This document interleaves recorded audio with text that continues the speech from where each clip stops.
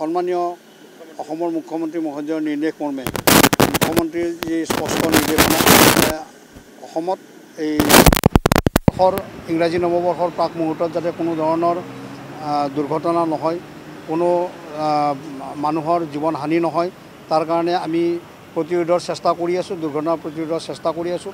ফেটেলিটি যাতে নহয়, কোনো ফেটেলিটি নহয়, জিৰ' ফেটেলিটি হয়, তাৰ কাৰণে আমি চেষ্টা কৰি আছোঁ।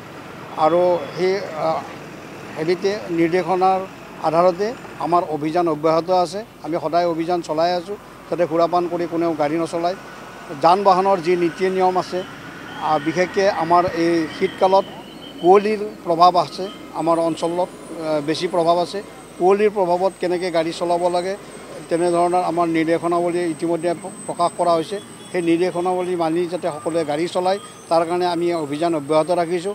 আৰু সকলোকে আপোনালোকৰ জৰিয়তে আমি আহ্বান জনাইছোঁ, সকলোকে আমাৰ যান বাহনৰ যি নিৰ্দেশনাৱলী নীতি নিয়ম সেইসমূহ মানি চলে আৰু সকলোৱে বিপদমুক্ত হৈ সুকলমে নিজৰ কৰ্ম সম্পাদন কৰিব পাৰে, ঘৰত যাব পাৰে, এইখিনিয়ে আমি সকলোকে আহ্বান জনাইছোঁ।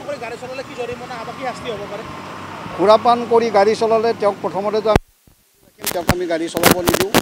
তেওঁৰ আমাৰ নিয়ম অনুসৰি ফাইন হ'ব, জৰিমনা বিহা হ'ব আৰু তেওঁৰ যি চালকৰ অনুজ্ঞাপত্ৰ ড্ৰাইভিং লাইচেঞ্চ সেইখন আমি বাতিল কৰিবলৈ বাধ্য হ'ম। আমি বাতিল কৰিম, নিশ্চিতভাৱে বাতিল কৰিম। তেওঁ গাড়ী চলাব